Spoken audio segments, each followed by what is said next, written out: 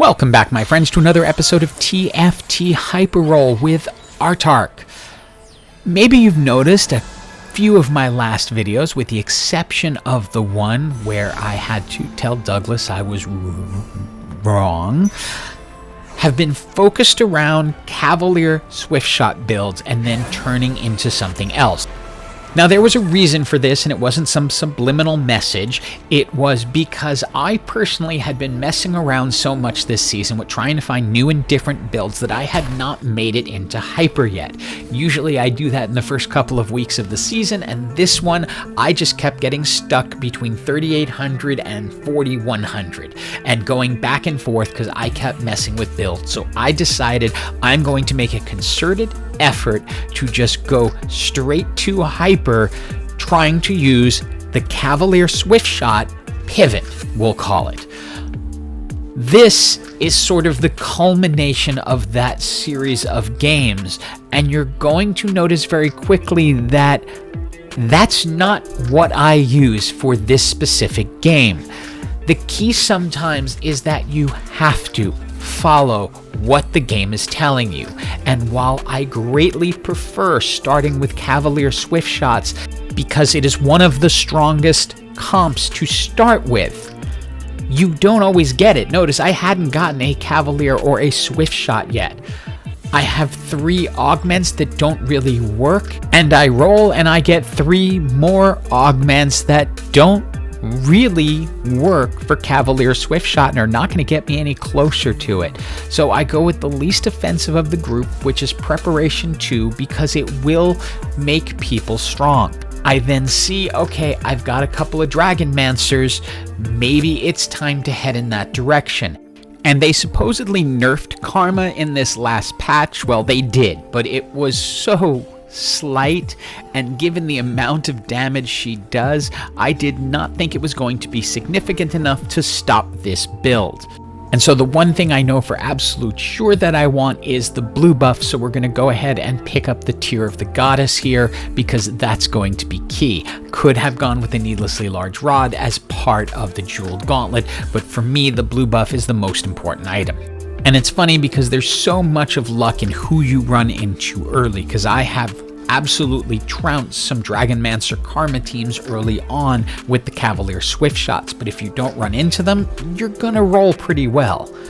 I was able to get to 4 Dragonmancers pretty easily, and I've already got 2 2-star Karmas, and I'm wondering if that is because people are afraid to use it now because of the nerfs. And it just wasn't that much damage that they nerfed, so I'm a little surprised. It's time for my next item choice, and this was a really hard one to pass up. With a spatula, I could make an additional Dragonmancer, but you need 2 in order to get to Dragonmancer 8, and there's no guarantee of that. So I know the blue buff is going to be key for Karma, and I already have 2 2-stars, so I decide to go the safe path. And sometimes there is no specific right answer. I felt comfortable with the blue buff because I knew it would work. The spatula could have led to a Dragonmancer emblem, and maybe I get another Dragonmancer emblem out of the Chaos Dragon or a augment. Anything is possible, but I knew this at least would get me going, but I'm going to need another 3 Karmas to really make it work. Then, of course, sometimes if you have friends at Riot, they decide to just laugh at you and go, hey, you know, you could have gotten an extra Dragonmancer crest right there, because that would have then set you up to go to 8. I go ahead and take it because it's better to have a sure thing at this point.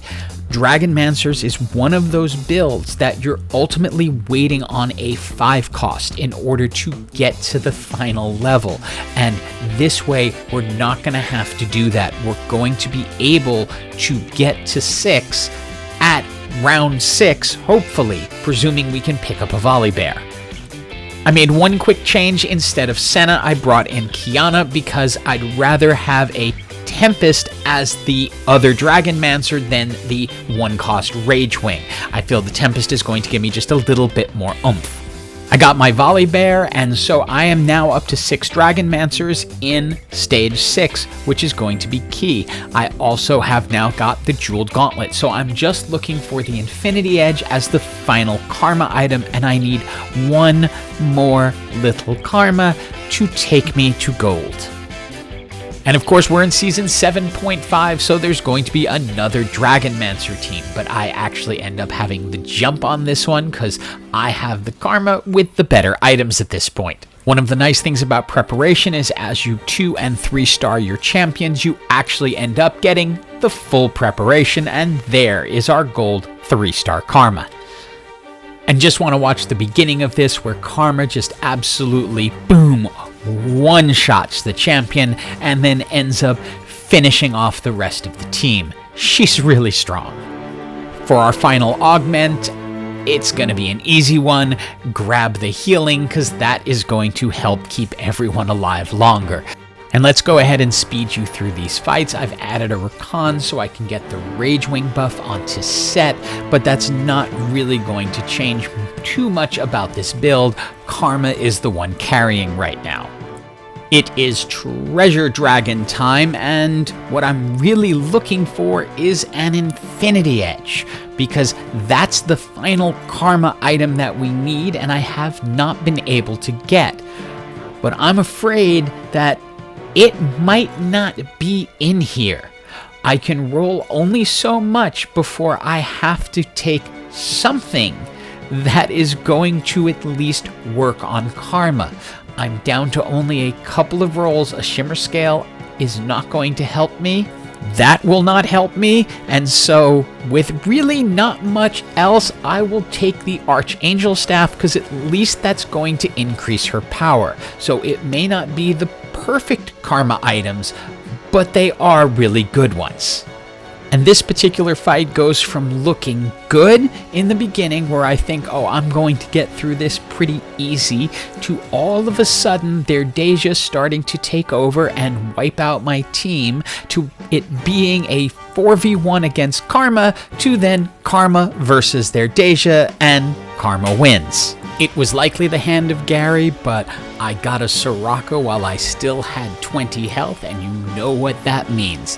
That means Soraka gets to disintegrate one of their champions, making it easier to just continue to steamroll. And steamroll we did, right into the top 4. And we're just now 2-starring the Volley Bear. I've been picking up Graves with the thought that if I can get him up to 2 stars, I'm going to replace Kiana with Graves and use him in that spot, but Kiana's doing a pretty fantastic job right now. Of course, it doesn't hurt that Soraka is taking one of their players completely off the board when she heals.